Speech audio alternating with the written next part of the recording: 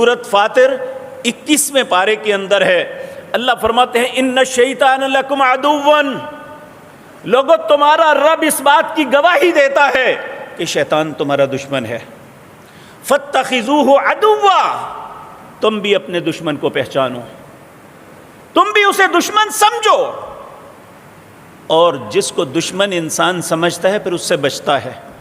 اس کی بات نہیں مانتا کہ یہ میرا دشمن ہے۔ آج ہم اس کے ہر قدم پہ اس کے بہکاوے میں آتے ہیں، یہ سوچ کے کوئی بات نہیں جی، یہ ویسے ہی ان کی باتیں ہیں۔ میرے بھائیوں، میں اپنی طرف سے کوئی بات نہیں عرض کروں گا، میں آپ کے سامنے آیات بھی کوڈ کر رہا ہوں،